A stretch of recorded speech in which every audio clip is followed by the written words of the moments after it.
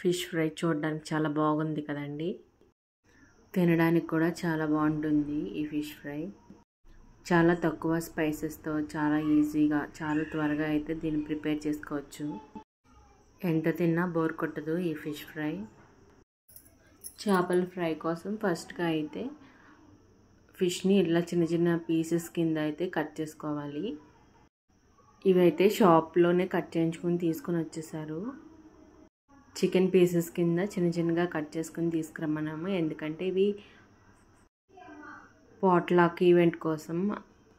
Potluck ఈవెంట్లో ఆఫీస్లో వాళ్ళు ఒక్కొక్కరు ఒక్కొక్క ఐటెం అయితే తీసుకుని వస్తారు. అన్ని ఐటమ్స్ ఉన్నప్పుడు ఈ ఫిష్ని కూడా అందరికీ పెట్టాలంటే చిన్న చిన్న పీసెస్గా అయితే బాగుంటుందని ఇంత చిన్నగా అయితే కట్ చేసుకుని తీసుకొచ్చాము. ఇంటికి తీసుకొచ్చిన తర్వాత ఒకసారి పైన పొలుసు ఏమన్నా ఉన్నా కానీ ఒకసారి క్లీన్ చేసుకుంటాం బెస్ట్ మనం కూడా. ఇవి ఒకసారి బాగా క్లీన్ చేసిన తర్వాత టేస్ట్కి సరిపడా కారం వేసుకోవాలి. అలాగే టేస్ట్కి సరిపడా సాల్ట్ కూడా వేసుకోవాలి. వీటిని అన్నింటినీ కూడా బాగా కలుపుకోవాలి. ప్రతి ముక్కకి ఉప్పు కారం పట్టిలాగా బాగా కలుపుకోవాలి. ఇదైతే కొంచెం స్పీడ్లో పెట్టి చూపిస్తున్నాను మీకోసం. ఉప్పు కారం అంతా కూడా బాగా కలుపుకోవాలి. ప్రతి ముక్కకి కూడా బాగా పట్టాలి ఉప్పు కారం అనేది. అల్లం వెల్లుల్లి పేస్ట్ కూడా వేసుకోవచ్చు, కానీ అల్లం వెల్లుల్లి పేస్ట్ వేసుకుంటే అది అడుగంటేస్తుంది. అందుకని ఉప్పు కారం అయితే చక్కగా ఆయిల్లో ఫ్రై అవుతుంది అన్నట్టు ఉప్పు కారం మాత్రమే వేసుకుంటాము మా సైడ్ అయితే. ఉప్పు కారం బాగా కలుపుకున్న తర్వాత ఆయిల్లో అయితే ఫ్రై చేసుకోవడమే. ఇంకా ఇవి అయితే ఒక 40 పీసెస్ వరకు అయితే ఫ్రై చేస్తున్నాను నేను నార్మల్గా. పాట్లాక్ ఈవెంట్కి అయితే ఒక్కొక్కరు ఒక్కొక్క ఐటెం అయితే తీసుకుని వస్తూ ఉంటారు.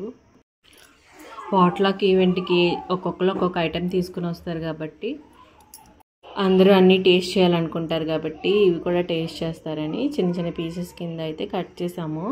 అదే పెద్ద పీస్ అయితే తినడానికి బోర్ కొడుతుంది కాబట్టి చిన్న చిన్న పీసెస్ కింద అయితే కట్ చేసాము.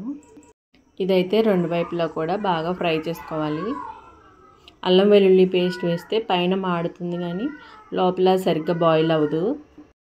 ఉప్పు కారం అయితే కొంచెం క్రిస్పీగా కూడా ఉంటుంది. కావాలంటే కార్న్ఫ్లోర్ కూడా యాడ్ చేసుకోవచ్చు. ఇదైతే రెండు వైపులా కూడా బాగా కాల్చుకోవాలి. నేను ఎప్పుడు ఫిష్ తెచ్చినా కానీ ఒక 4 పీసెస్ వరకు అయితే పక్కన పెట్టేస్తాను. తర్వాత నెక్స్ట్ డే అట్లాగా ఫ్రై చేస్తాను. ఇలాగైతే ఫస్ట్ డే అయితే పులుసు పెట్టేస్తాను. తర్వాత అయితే కొన్ని అయితే ఇట్లానే ఫ్రై చేస్తూ ఉంటాను ఎప్పుడూ. కాకపోతే ఇంత ఆయిల్లో ఫ్రై చేయను, తక్కువే వేస్తాను. ఇదైతే ఎక్కువ పీసెస్ కాబట్టి మనకి టైం కూడా సరిపోదు కాబట్టి ఇలా ఎక్కువ ఆయిల్లో అయితే ఇట్లా ఫ్రై చేస్తున్నాను.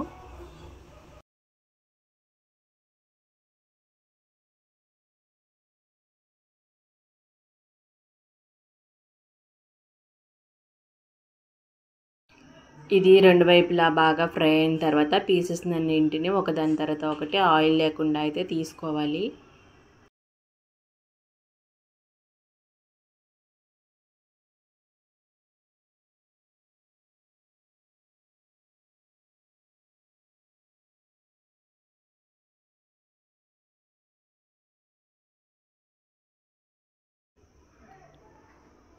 ఈ విధంగా అయితే అన్నీ తీసుకోవాలి.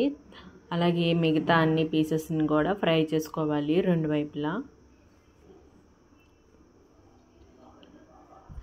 అలాగే లాస్ట్లో కొద్దిగా కరివేపాకును కూడా ఫ్రై చేసుకోవాలి.